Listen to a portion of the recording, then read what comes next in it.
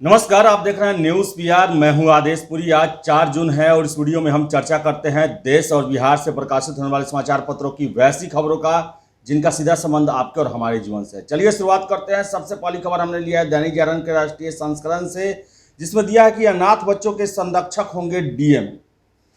बड़ा कदम उठाया है केंद्र सरकार ने। कोरोना से माँ बाप को खोने वाले बच्चों की देखभाल और सुरक्षा के लिए दिशा निर्देश तय कर दिया गया है। महिला एवं बाल विकास मंत्रालय ने राज्यों केंद्र शासित प्रदेशों को लिखा है पत्र। ऐसे बच्चों की पहचान कर सुरक्षा, शिक्षा और सेहत सुनिश्चित करने का निर्देश दिया है। पैतृक संपत्ति में ऐसे बच्चों का अधिकार भी सुनिश्चित करे जिलाधिकारी। यह भी देखा जाएगा कि संपत्ति न तो बेची जाए और न ही उनका अतिक्रमण हो। बच्चों को मिली आर्थिक मदद से माता पिता का कर्ज चुकाया जाएगा। तो इस सरकार जो है लगातार वैसे बच्चे जो कि कोरोना काल में अपने माता पिता को खो चुके हैं, उनके लिए सरकार ने यह कदम उठाया है। वही अगली खबर हमने लिया है, आपको बताएं कि दैनिक जागरण से ही लिया है अगली खबर, जिसमें दिया है कि टीईटी का पात्रता प्रमाण पत्र आजीवन रहेगा मान्य। आपको बताएं शिक्षा मंत्रालय ने एनसीटीई की सिफारिश को दी मंजूरी। राज्यों को अमल के लिए दिया है निर्देश। 2011 में लागू होगी व्यवस्था। अभी तक यह पात्रता सिर्फ 7 सालों के लिए ही मान्य था। एनसीटीई ने बोर्ड ने पिछले साल अक्टूबर में ही यह फैसला लिया था और इस पर मुहर लग गया है शिक्षा मंत्रालय का। अब आपका जो एसटीईटी का जो प्रमाण पत्र है वो जीवन भर के लिए वैलिड रहेगा। वही अगली खबर दैनिक जागरण के राष्ट्रीय संस्करण से ही, एक और स्वदेशी टीका जल्द, 30 करोड़ डोज का करार हुआ है। बायोलॉजिकल ई को वैक्सीन के लिए सरकार ने दी 1500 करोड़ रुपए की अग्रिम राशि। दिसंबर से अगस्त तक के बीच कंपनी करेगी वैक्सीन का उत्पादन और भंडारण। चल रहा है तीसरे फेज का ट्रायल। कारगर साबित होने की स्थिति में किया जाएगा इस्तेमाल। तो बहुत जल्द जो है एक नया टीका भी आने वाला है और 30 करोड़ डोज के लिए करार भी हो चुका है। सरकार ने 1500 रुपये एडवांस में बुकिंग भी कर दिया है इसके लिए। वही अगली खबर दैनिक जागरण के राष्ट्रीय संस्करण से ही, 2 दिन की देरी से केरल पहुंचा मानसून। आपको बता दें कि 2 दिन की देरी के बाद दक्षिण पश्चिम मानसून ने गुरुवार को केरल में दस्तक देकर देश के 4 महीने की बारिश की मौसम की शुरुआत कर दी। लेकिन मौसम विभाग का जो अनुमान है उसके मुताबिक पूर्व और पूर्वोत्तर भारत जैसे बिहार के पूर्वी हिस्से, बंगाल के कुछ हिस्से, असम, मेघालय, जम्मू कश्मीर, लद्दाख, हिमाचल प्रदेश, दक्षिण पश्चिम प्रायद्वीप भारत, केरल के कुछ हिस्सों में, तटीय कर्नाटक, महाराष्ट्र और तमिलनाडु के कुछ क्षेत्रों में कम बारिश का अनुमान है और बिहार भी इसमें शामिल है। वही अगली खबर हमने लिया है दैनिक जागरण से ही, जिसमें दिया है कि नीति स्वीकार करने को मजबूर कर रहा व्हाट्सएप। केंद्र ने कहा डाटा संरक्षण विधेयक आने से पहले बना रहा है दबाव। अदालत में अंतरिम निर्देश जारी करने की मांग की गई है। केंद्र सरकार ने गुरुवार को दिल्ली हाईकोर्ट में हलफनामा दायर कर मैसेजिंग सुविधा देने वाले व्हाट्सएप की नई निजता नीति को लेकर अपनी बात रखी। सरकार ने कहा कि व्हाट्सएप नई निजता नीति स्वीकार करने के लिए लोगों को मजबूर कर रहा है। इसे लागू करने के लिए उपयोगकर्ता विरोधी तरीकों का भी इस्तेमाल कर रहे हैं। इसके लिए नियमित अंतराल पर एक सूचना फ्लैश कर रहा है। तो सरकार ये आरोप लगा रही है कि मजबूर किया जा रहा है व्हाट्सएप के द्वारा।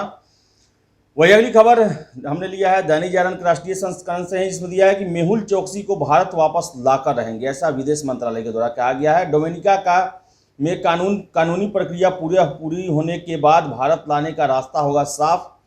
उज्ज्वल निकम ने भी की चौकसी के प्रत्यर्पण की उम्मीद जताई है। बहुत जल्दी ही प्रत्यर्पण होगा और विदेश मंत्रालय इसके लिए कमर कस चुका है और जितने भी कानूनी प्रक्रिया है उसका सहारा लिया जा रहा है।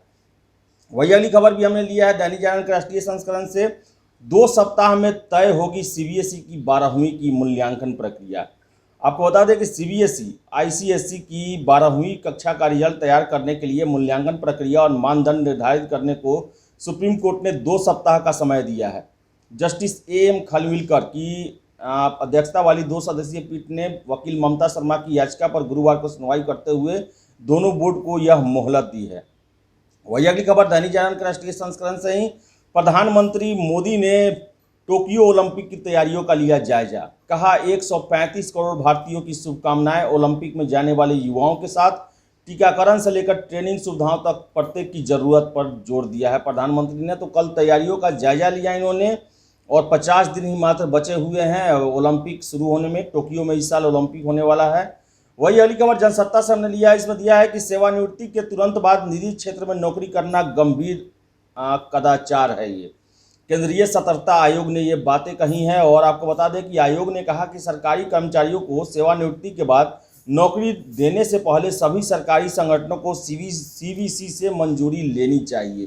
तो लगातार जो रिटायर्ड लोग हैं उनके लिए गाइडलाइन बनाया जा रहा है। कल भी हमने आपको बताया था कि कैसे आईबी और रॉ में करने वाले लोग जो हैं वो ऐसी चीज़ नहीं लिख सकते हैं जिससे भारत की सुरक्षा पर गंभीर सवाल पैदा हो सके। वही अगली खबर भी जनसत्ता से, सतत विकास में केरल और बिहार फिसड्डी। नीति आयोग का भारत सूचकांक जारी, केंद्र शासित प्रदेशों में शीर्ष पर चंडीगढ़ और उसके बाद दिल्ली रहा। नीति आयोग ने एसडीजी यानी कि सतत विकास लक्ष्य जो होता है सूचकांक 2020-21 में केरल में अपना शीर्ष स्थान बरकरार रखा है, जबकि बिहार का प्रदर्शन सबसे बुरा रहा। सतत विकास लक्ष्यों के लिए सूचकांक एसडीजी सामाजिक, आर्थिक और पर्यावरण मापदंडों पर राज्य और केंद्र शासित प्रदेशों की प्रगति का मूल्यांकन करता है, जिसमें बिहार जो है सबसे निचले पायदान पे है। काफ़ी ये बुरी बात है, बिहार जो है लगातार परफॉर्मेंस अपना करने के बावजूद भी सबसे नीचे बना हुआ है। वही अगली खबर भी जनसत्ता से हमने लिया है। इसमें दिया है कि प्रधानमंत्री ने 12वीं के विद्यार्थियों और अभिभावकों से की बात, परीक्षा रद्द होने के बाद समय का सदुपयोग करने को कहा। प्रधानमंत्री ने विद्यार्थियों से कहा कि उन्हें स्वास्थ्य ही धन है के मंत्र को हमेशा याद रखना चाहिए और पूछा कि शारीरिक रूप से फिट रहने के लिए क्या करते हैं। संवाद के दौरान कई विद्यार्थियों ने परीक्षा रद्द होने के बाद के अनुभव साझा किए और बताया कि इससे उन्हें कितनी राहत मिली है और कैसे अनिश्चितता की स्थिति समाप्त हुई है। वही अगली खबर भी जनसत्ता से, 8 उड़ान प्रशिक्षण अकादमियों का स्थापना होगा।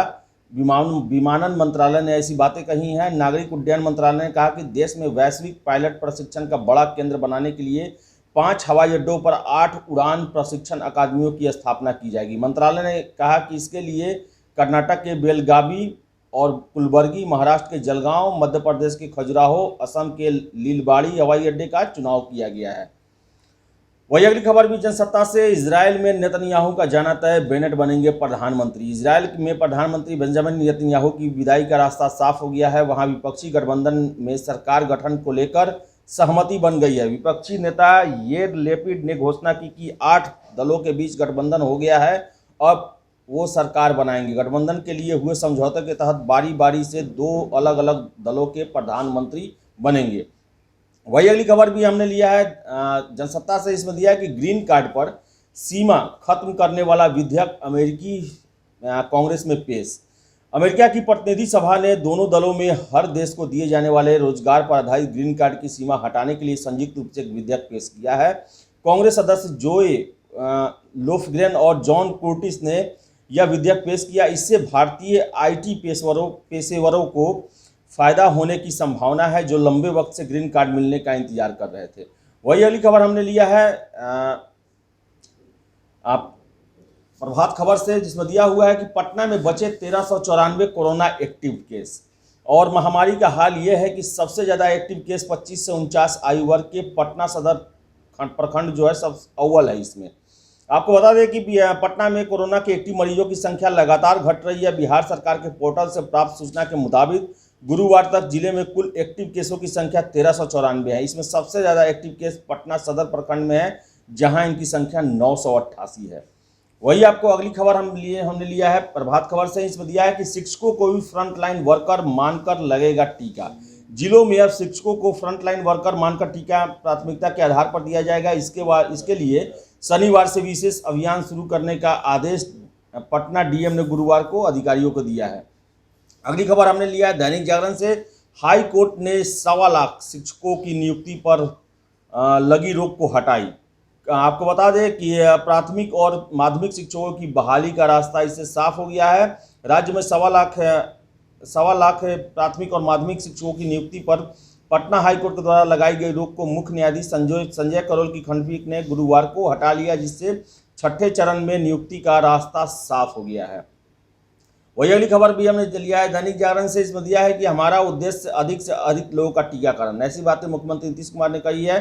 शहरी क्षेत्रों के लिए 121 टीका एक्सप्रेस को किया गया रवाना। इसी मौका पर मुख्यमंत्री नीतीश कुमार ने ऐसी बातें कही और 4 चलन टेस्टिंग वैन को भी सीएम ने दिखाई हरी झंडी। टीका के लिए लोगों का रहेगा पूरा ब्यौरा। ऐसी बातें कही गई हैं। 118 टीका एक्सप्रेस के माध्यम से गांव में पहले ही कराया जा रहा है लोगों का वैक्सीनेशन। ऐसी बातें मुख्यमंत्री ने कही। वही अगली खबर हमने लिया है जो विभिन्न समाचार पत्रों में आज दिया है। सूचना है बिहार लोक सेवा आयोग का। इसमें कहा गया है कि विज्ञापन संख्या 2/2017 सहायक अभियंता सैनिक के मुख्य प्रतियोगिता परीक्षा में सफल अभ्यर्थियों का साक्षात्कार दिनांक 22 फरवरी से 19 अप्रैल तक निर्धारित था।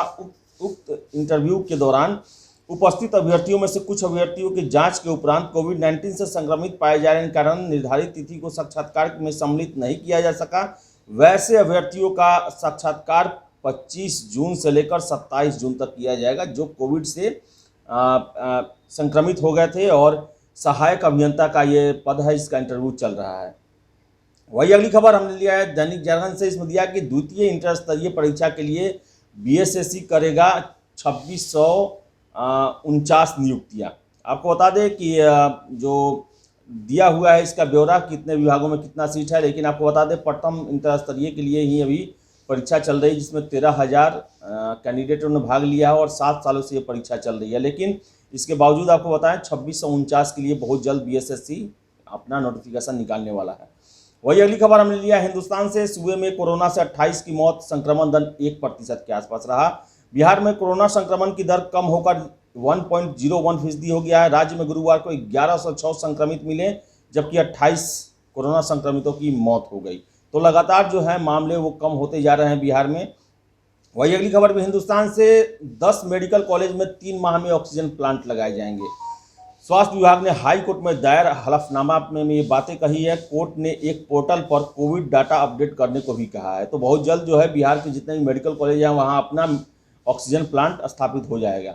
वही अगली खबर भी हिंदुस्तान से। सूबे में तल्ख होने लगा मौसम, अगले 4 दिनों तक बारिश की संभावना नहीं। जून आते आते सूबे में मौसम के तेवर तल्ख हो रहे हैं। हर दिन पारे में 1-2 डिग्री की बढ़ोतरी हो रही है। मौसम वैज्ञानिकों का कहना है कि अभी राज्य में बारिश का कोई मौसमी सिस्टम नहीं दिख रहा। अगले 4 दिनों तक बारिश की कोई स्थिति नहीं बनती है तो गर्मी इस तरफ बरकरार रहेगी।